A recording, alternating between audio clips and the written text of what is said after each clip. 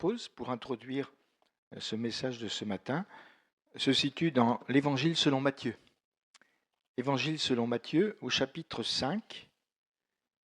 Au début de ce chapitre, nous lirons simplement les 3 premiers versets.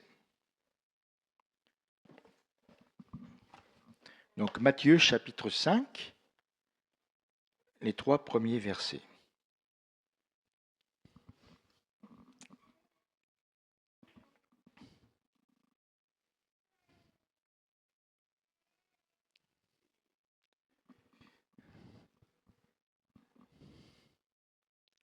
Voyant la foule, Jésus monta sur la montagne.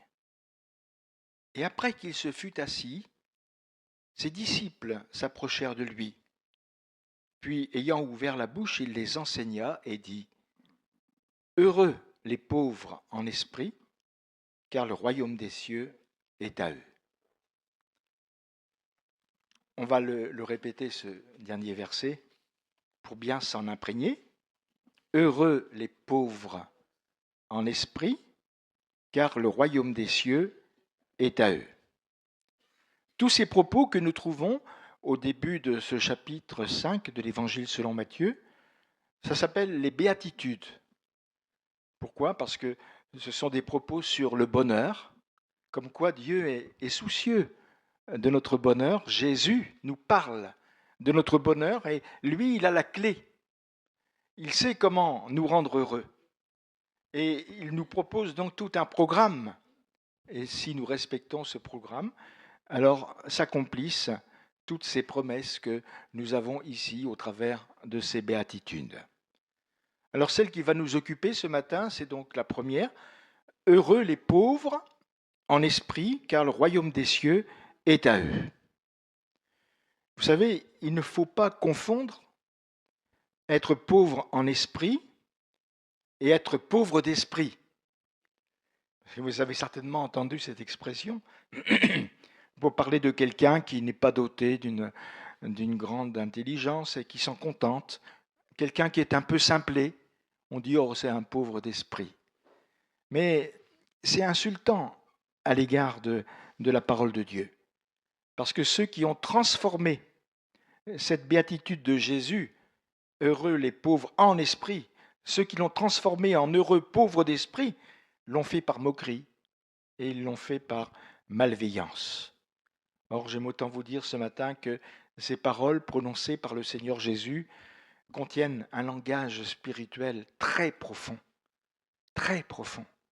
Et il est bon que nous nous penchions sur ce langage ce matin. Je crois que ce sont des paroles qui nous introduisent dans la vie spirituelle authentique. Et d'ailleurs, toute parole prononcée par le Seigneur Jésus a une résonance particulière. Vous l'avez remarqué certainement. Et c'est pour ça qu'il y a des Bibles qui présentent toutes les paroles de Jésus en rouge. Ça existe aujourd'hui. Mais c'est vrai que toutes les paroles que Jésus a prononcées ont une résonance particulière. Mais il faut pour cela les examiner de près. Le problème pour les êtres humains que nous sommes, c'est, et ce sera toujours, la superficialité. Si nous passons trop vite sur ce que le Seigneur nous dit dans sa parole, alors nous manquons bien des richesses. Il ne faut pas oublier cette exhortation que l'apôtre Paul nous a laissée au travers de l'épître aux Éphésiens. Je vous cite les paroles. « Voici ce que je déclare dans le Seigneur, vous ne devez plus marcher comme les païens qui marchent selon la vanité de leurs pensées. » Et j'ai trouvé dans la transcription Parole vivante cette présentation de ce verset. « Voici ce que je voudrais sérieusement vous mettre à cœur.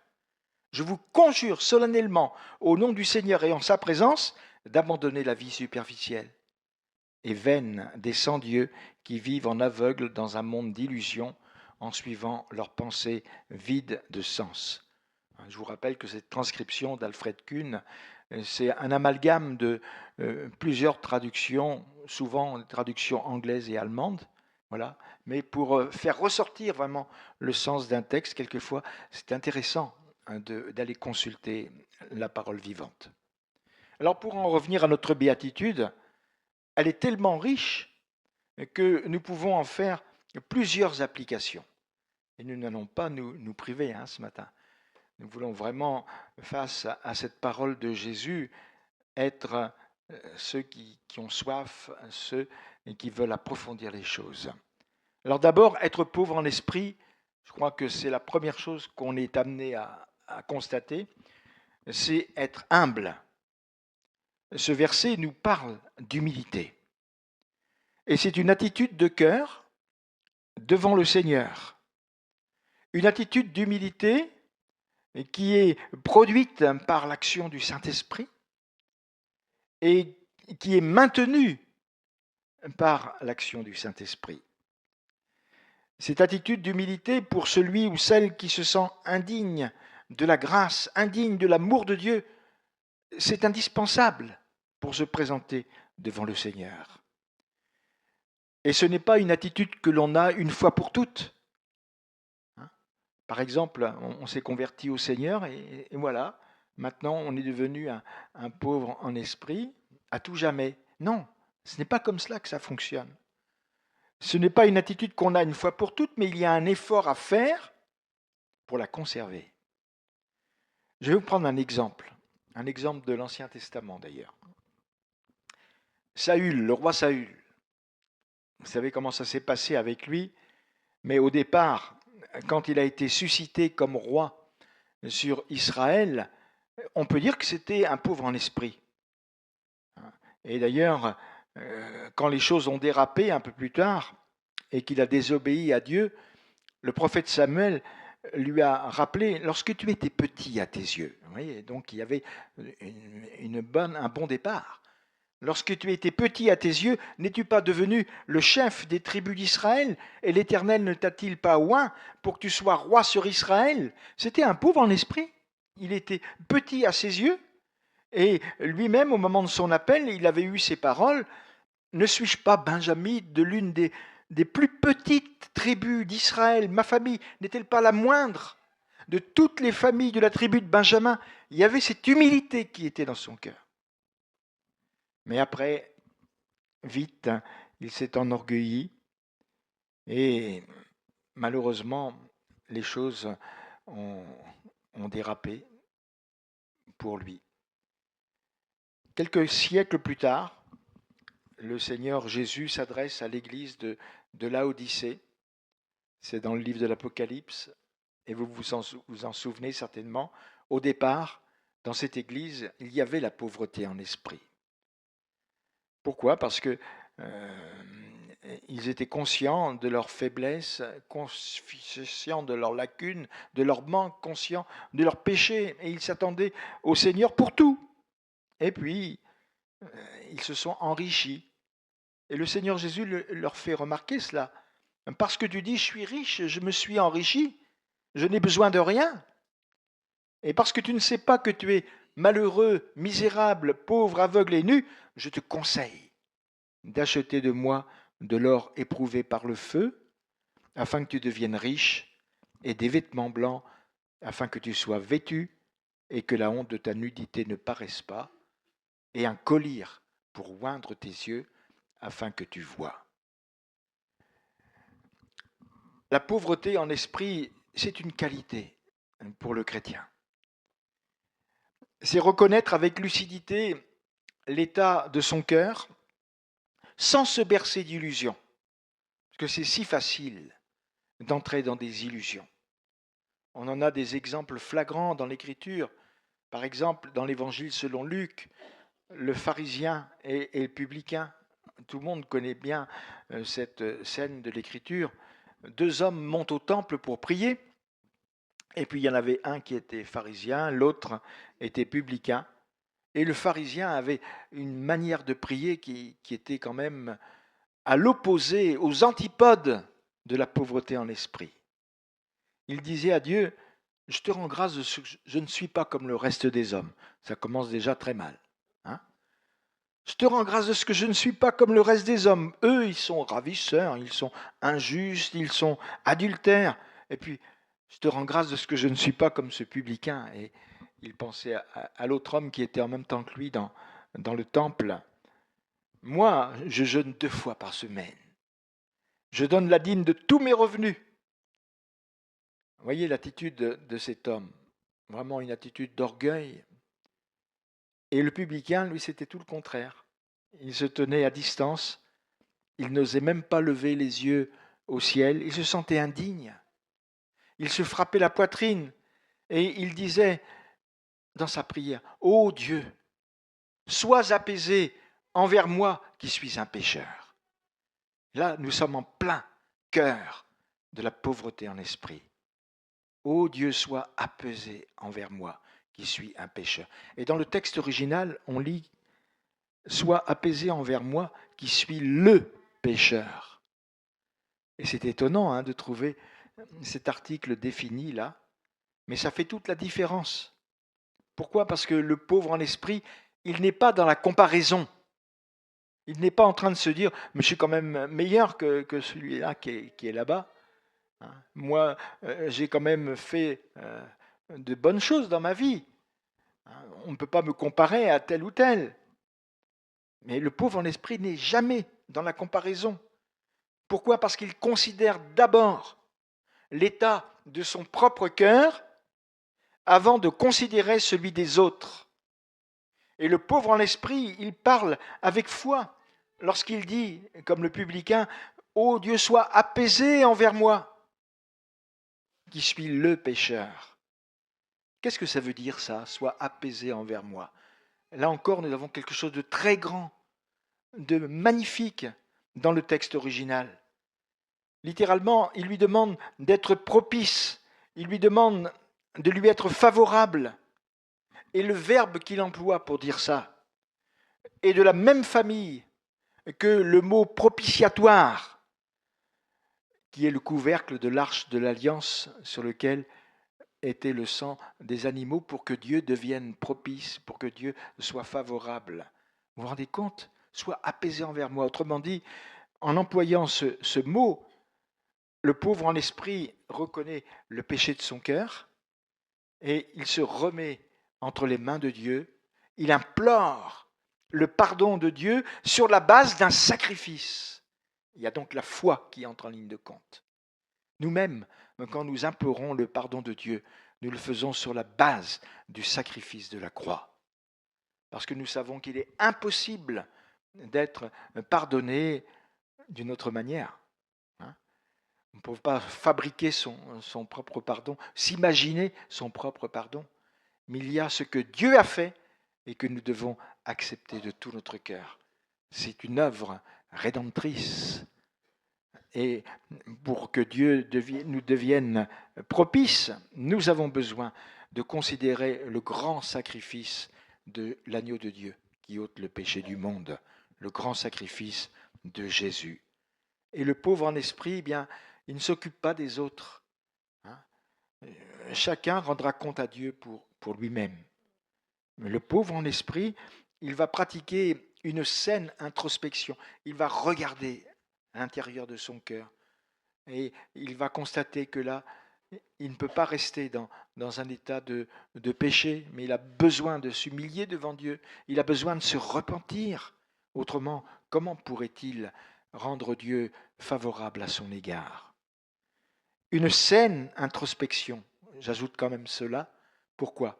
Parce qu'il existe des introspections morbides qui n'aboutissent à rien.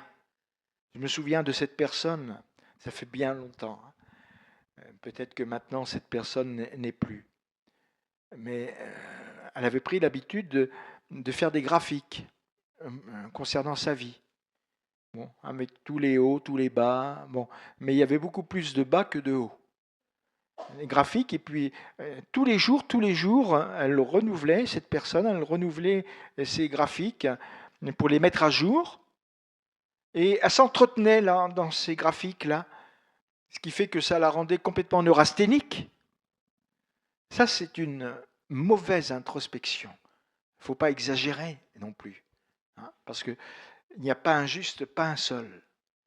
Mais on a besoin de venir à Jésus-Christ, on a besoin de se repentir de ses péchés, de regarder, c'est vrai, d'une manière cohérente, les péchés qu'on a commis, et puis de délaisser notre culpabilité aux pieds du Seigneur. Alléluia. Il y a un exemple de scène introspection que vous connaissez bien, c'est celui du Fils prodigue. Rentré en lui-même, c'est ce que nous dit la parole de Dieu. Il avait mené la grande vie, puisqu'il a voulu vivre dans l'indépendance. Il a dépensé toute la part de bien que son père lui avait remise. Et puis voilà qu'il rentre en lui-même. Ça, c'est l'introspection. Et puis dans cette introspection, il se pose la question, mais combien d'employés chez mon père ont du pain en abondance et moi ici, je péris à cause de la famine? Et il prend une décision. Vous voyez, ça aboutit toujours à quelque chose de positif, cette scène introspection.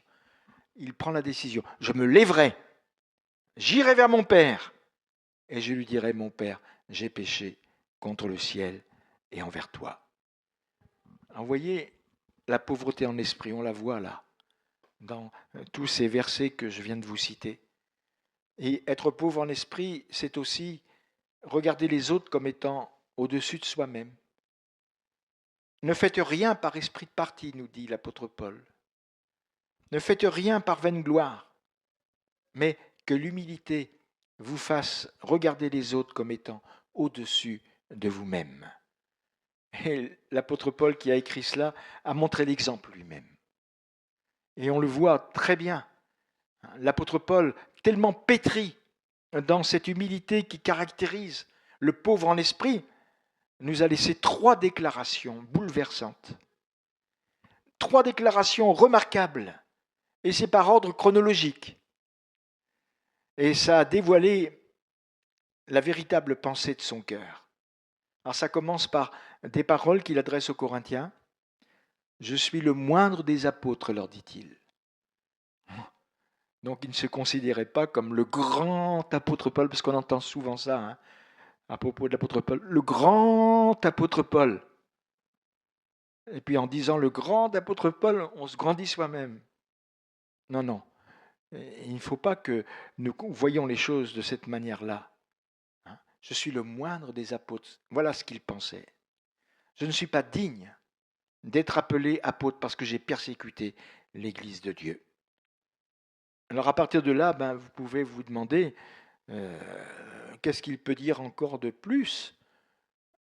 Dire quand même je suis le moindre des apôtres, c'est déjà le summum de l'humilité. Mais non. Dans son épître aux Éphésiens, il va prononcer d'autres paroles. Et il dit cette fois, à moi qui suis le moindre de tous les saints. Oh, alors là, tous les chrétiens se trouvent englobés dans cette déclaration.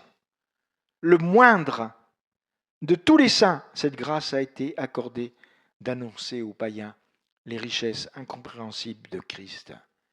Et là, on pourrait penser cette fois qu'il ne peut pas en dire plus, et pourtant, il en a dit plus. Et c'est dans sa première lettre à Timothée, 1 Timothée chapitre 1er, verset 15, il dit « C'est une parole certaine et entièrement digne d'être reçue que Jésus-Christ est venu dans le monde pour sauver les pécheurs dont je suis le premier. » Vous vous rendez compte? En résumé, ça va crescendo dans l'humilité. Moindre des apôtres, moindre de tous les saints et premier des pécheurs. Et oui, c'est ce à quoi aboutit la pauvreté en esprit, la véritable pauvreté en esprit. Elle nous conduit aussi à condamner notre moi. Comprenez bien l'expression, j'emploie cette expression parce qu'elle est dans la Bible. Bon, à propos de Job, quand il se trouve devant la majesté, devant la puissance de Dieu, il dit « Je me condamne ». Il condamne son moi. Je me condamne et je me repens sur la poussière et sur la cendre. Et auparavant, il avait déclaré « Oui, j'ai parlé sans les comprendre des merveilles qui me dépassent et que je ne conçois pas. » Vous voyez, c'est cela aussi, être pauvre en esprit. c'est être capable de sentir sa misère, de se condamner soi-même, de condamner son moi, son ego. Et Job a vraiment senti sa misère. Le message se trouve aussi dans le Nouveau Testament, puisque c'est dans l'épître de Jacques au chapitre 4 que c'est écrit « Sentez votre misère, sentez votre misère ».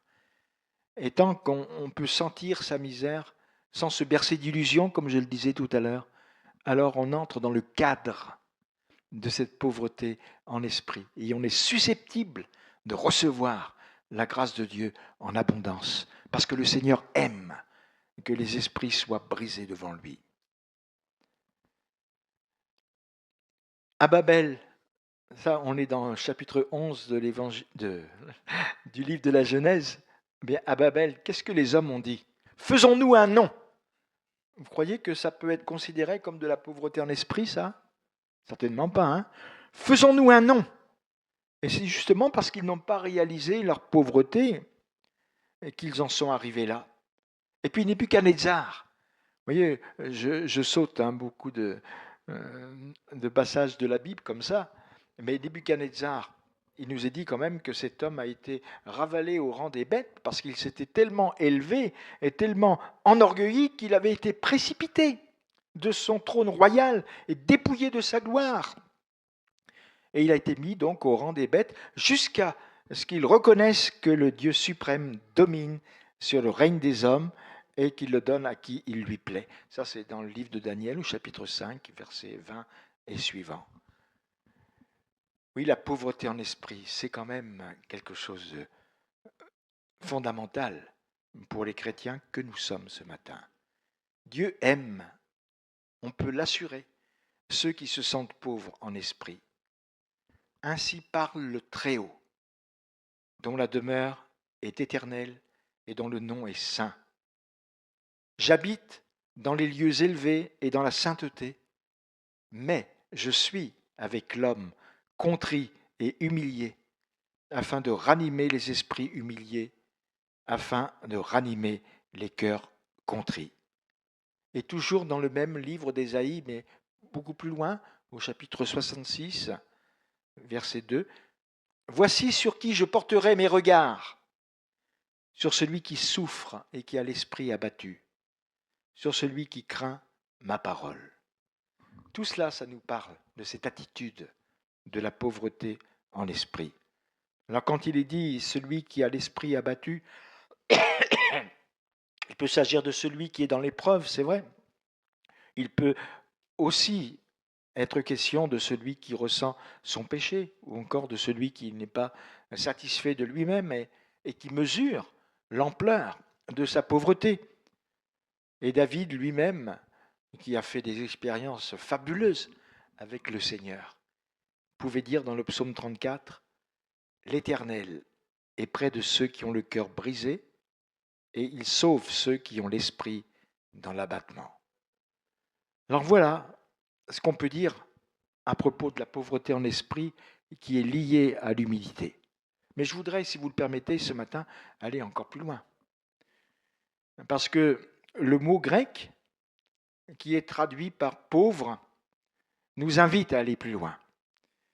Parce que figurez-vous que ce mot grec veut dire aussi mendiant. Et être pauvre en esprit, c'est aussi avoir soif. C'est mendier. Mendier quoi? Eh bien, mendier la grâce de Dieu. Parce qu'on en ressent immensément le besoin. L'image que nous a laissée l'Écriture au travers de ce mendiant qu'on plaçait à la porte du temple, appelé la Belle, est une image caractéristique. Voilà, cet homme demandait l'aumône. Et quand il a vu Pierre et Jean qui allaient entrer dans le temple, Pierre a remarqué que quelque chose était en train de se passer là avec cet homme quand il l'a vu, quand il l'a regardé. Il a fixé les yeux sur lui et il lui a dit « Regarde-nous ». Alors cet homme s'est mis à les regarder attentivement, s'attendant à recevoir d'eux quelque chose. Et vous connaissez la suite, hein? Pierre lui dit « Je n'ai ni argent ni or, mais ce que j'ai, je te le donne. au nom de Jésus-Christ de Nazareth, lève-toi et marche. Le désir de ce mendiant, c'était de recevoir quelque chose. Il avait soif d'un changement de vie. Et il ne se doutait pas de la grandeur du cadeau qui allait lui être fait. Mais il était dans cette attitude d'attente. Or, ne croyez-vous pas, mes frères et sœurs, que ceux qui sont pauvres en l'esprit, les chrétiens d'aujourd'hui, sont dans une attitude d'attente encore plus importante, parce qu'ils savent que c'est de Dieu qu'ils attendent quelque chose. Ils mendient aussi ce qui vient de Dieu. Quelle définition peut-on donner au verbe mendier? Mendier, c'est rechercher avec empressement et insistance, même d'une manière importune parfois. Or, c'est nécessaire de chercher avec empressement les choses de Dieu. Moi, je suis convaincu de cela. Vous qui cherchez Dieu, que votre cœur vive. Psaume 69, verset 32. Vous qui cherchez Dieu, que votre cœur vive, car l'Éternel écoute les pauvres et il ne méprise point ses captifs. Puis vous connaissez bien aussi ce qui est écrit dans le psaume 42. Mon âme a soif de Dieu, du Dieu vivant. Manifestons ce matin, mes frères et sœurs, cette soif. Être pauvre en esprit, c'est reconnaître humblement son dénuement spirituel.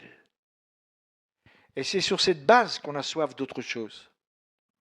Vous voyez, la pauvreté en esprit, elle est vraiment liée. Aujourd'hui, c'est le dimanche de Pentecôte. Elle est vraiment liée à l'effusion du Saint-Esprit que le Seigneur fera sur son Église. Parce que comment être un véritable pauvre en esprit sans l'aide, sans le secours du Saint-Esprit? Le Seigneur a prévu et il a pourvu en même temps. Alors merci Seigneur pour cela. Il faut que nous ayons soif de Dieu. Souvenez-vous des paroles prononcées par Marie lorsqu'elle était enceinte de Jésus et qu'elle rend visite à sa cousine Élisabeth, qui est enceinte, elle, de Jean-Baptiste. Tout ça, c'est écrit dans Luc chapitre 1er, versets 52 et 53. C'est ce qu'on appelle le Magnificat. Et elle dit, dans les paroles qu'elle prononce, « Il a renversé les puissants de leur trône, il a élevé les humbles. » Voyez, il a élevé les humbles. C'est toujours la même pensée. Il a rassasié de biens les affamés et il a renvoyé les riches à vide. Bon, ça mériterait là vraiment d'être médité avec approfondissement, toutes ces paroles-là. Elles sont tellement importantes. Mais ça me permet de poser la question ce matin, est-ce que nous sommes toujours affamés et assoiffés des choses de Dieu? L'adversaire de nos âmes fait tout pour empêcher cette faim et cette soif. Pourquoi? Parce qu'il crée à chacun d'entre nous des embûches. Il suscite ces embûches au travers des circonstances qui ne sont pas toujours humainement favorables. Mais ne nous laissons pas atteindre, mes frères et sœurs. Soyons ces mendiants. Soyons ces mendiants qui réclament à Dieu les grâces qui procèdent de l'Esprit Saint. Parce que nous en avons besoin. Il y a les apparences, vous savez, et ce qui existe réellement. Les apparences, toutes ces épreuves qui peuvent arriver parfois, ou ces choses qui nous semblent très défavorables, mais quand on creuse un peu les choses, on s'aperçoit que ce n'est pas si défavorable que cela. L'adversaire, il essaye de nous blesser au talon, mais il ne peut pas aller plus loin. Et lorsque l'apôtre Paul dit aux Colossiens que personne ne vous juge au sujet du manger ou du boire, au sujet d'une fête, d'une nouvelle lune ou des sabbats, vous allez me dire, qu'est-ce que ça a à voir? Mais si, c'est la suite qui a qui est intéressante à souligner. Il prend soin d'ajouter tout ça, hein, c'est-à-dire les fêtes, les nouvelles lunes, les sabbats, tout ça, c'est l'ombre des choses à venir. Le corps est en Christ. Et dans une autre traduction, parole de vie, c'est dit comme ça, ce qui existe réellement, c'est le Christ. Point. Ce qui existe réellement, c'est le Christ. Et faisons en sorte, mes frères et sœurs, que notre faim et notre soif restent intacts en nous, nous appuyant constamment sur le Seigneur. Alors bien sûr, être pauvre en esprit, du même coup, ça veut dire avoir soif de la parole de Dieu. Mon âme est brisée par le désir qui toujours la porte vers tes lois, disait le psalmiste. Et que de bénédictions, en effet, sont la conséquence de la lecture de la parole de Dieu. Si nous devions dresser une liste ce matin de toutes ces bénédictions, il y en a qui ont fait cela déjà, hein, qui ont écrit dans un cahier telle date, voilà, telle bénédiction. Mais quand on relit cela des années plus tard, on se dit qu'est-ce que le Seigneur a été fidèle, il a été merveilleux. Et l'Écriture nous donne l'envie de réclamer les richesses divines. J'aime beaucoup ce que Jésus a dit le dernier jour de la grande fête des tabernacles, quand il était là devant tout un auditoire, et il s'adresse à cette foule. Si quelqu'un a soif, qu'il vienne à moi et qu'il boive. Vous savez, ça n'a pas changé. Si quelqu'un a soif, alors qu'il vienne à Jésus et qu'il boive. Qu'ils boivent. Les 120 dans la chambre haute, c'est ce qu'ils ont fait. Hein. Ils avaient soif de la promesse que Jésus leur avait faite. Ils ont réalisé, en tant que pauvres en esprit, ils ont réalisé leur besoin d'être revêtus de puissance et ils se sont attendus à Dieu. Ben, nous aussi, nous devons faire cela ce matin. Et être pauvre en esprit, c'est avoir soif de nouvelles victoires. Parce qu'on ne peut pas vivre sur celle d'hier. Hein, on a besoin d'être constamment renouvelé dans notre désir de victoire. 1 Thessaloniciens chapitre 4, verset 1er. Au reste, frères, puisque vous avez appris de nous comment vous devez vous conduire et plaire à Dieu, et c'est là ce que vous faites, nous vous prions et nous vous conjurons au nom du Seigneur Jésus de marcher à cet égard de progrès en progrès. Autre traduction, frères et sœurs chrétiens, vous avez appris de nous comment vous devez vivre pour plaire à Dieu, et c'est bien de cette façon que vous vivez, mais faites encore des progrès. Faites encore des progrès. Nous vous demandons et nous vous conseillons cela au nom du Seigneur Jésus. Amen. Et je voudrais voir rapidement maintenant un troisième point. Alors, si on fait déjà le résumé de ce que nous avons dit, être pauvre en esprit, c'est lié à l'humilité, bien sûr. C'est lié à la soif, comme nous venons de le voir. Et puis c'est, troisièmement, être dépendant de Dieu. Être dépendant de Dieu. Et je reviens au mot grec auquel j'ai fait allusion tout à l'heure. Ce mot grec qui est traduit par mendiant, pauvre ou mendiant, était étymologiquement dérivé d'un verbe qui veut dire se blottir, se cacher. Ça, on ne peut pas l'inventer. Hein. C'est vraiment une richesse qu'on trouve dans le texte original. Se blottir, se cacher. Et on peut penser à la déclaration de l'apôtre Paul, vous êtes morts et votre vie est cachée avec Christ en Dieu. Et qu'est-ce que ça veut dire se cacher avec Christ ? Eh bien, ça veut dire qu'on entre dans une intimité avec lui. Ça veut dire qu'on trouve un refuge en lui. Et c'est bien ce qui est écrit, par exemple, dans Ésaïe 25, tu as été un refuge pour le faible, un refuge pour le malheureux dans la détresse. C'est pourquoi il n'y a que le pauvre en esprit qui peut expérimenter ça. Pourquoi? Parce qu'il trouve son refuge dans le Seigneur. Il est à l'abri sous les ailes du Seigneur. Et rien ne peut l'atteindre dès lors qu'il vit dans cette intimité profonde avec le Seigneur. Le nom de l'Éternel est une tour forte.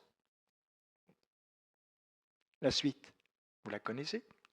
Le juste s'y réfugie et se trouve en sûreté. Merci Seigneur.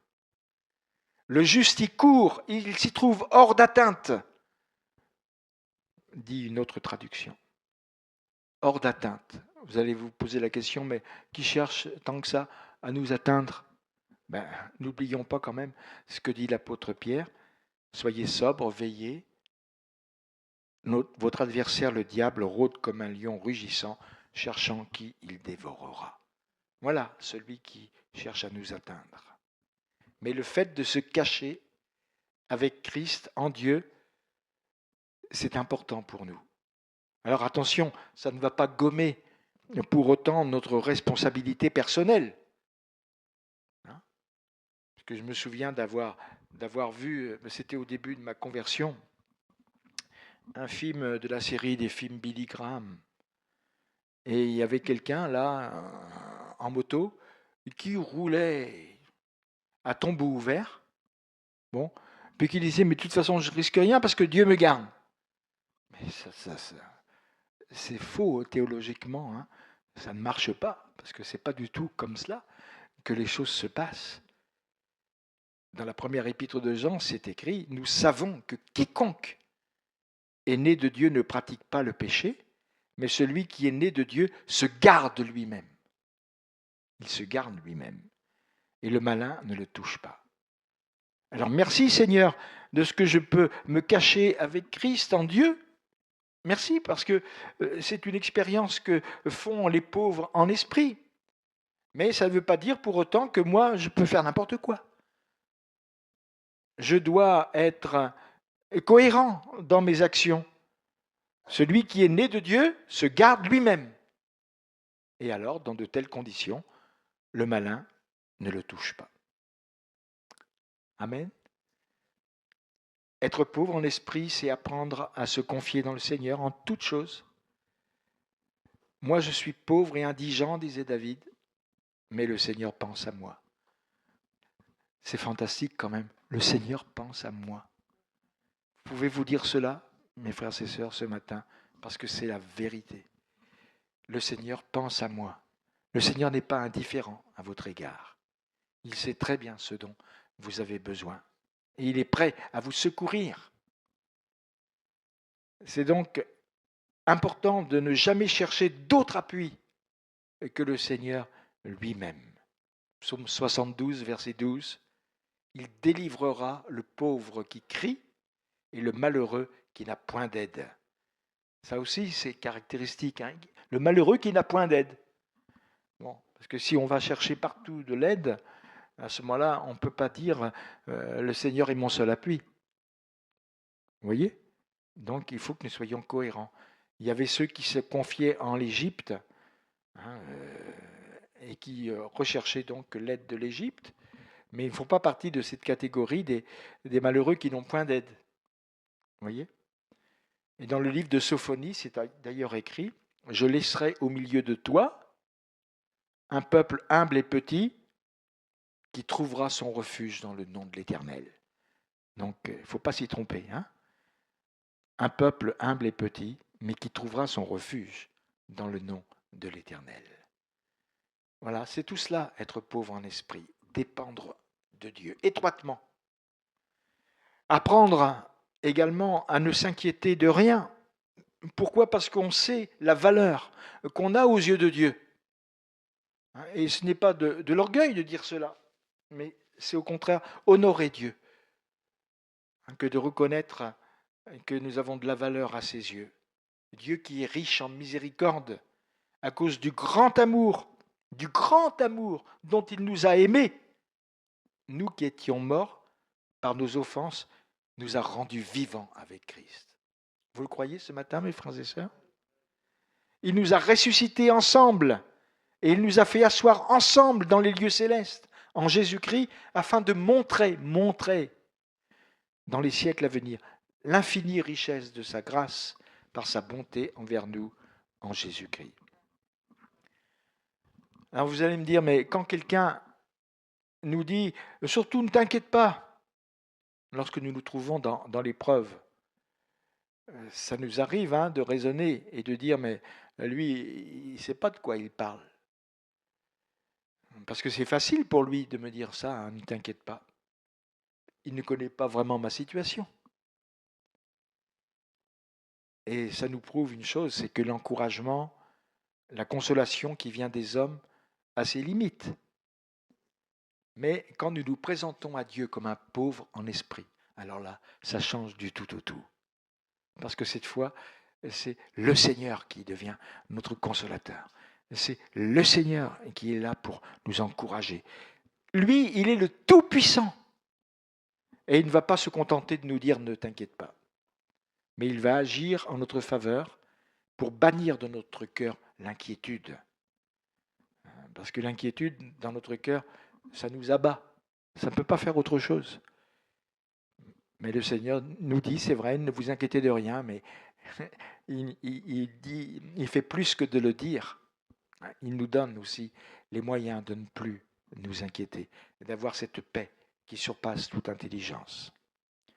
Et puis on peut penser à ce verset, « Ne crains rien car je suis avec toi, ne promène pas des regards inquiets car je suis ton Dieu, je te fortifie, je viens à ton secours, je te soutiens de ma droite triomphante. » Autant de versets de l'Écriture auxquels nous devons attacher notre foi, mes frères et sœurs.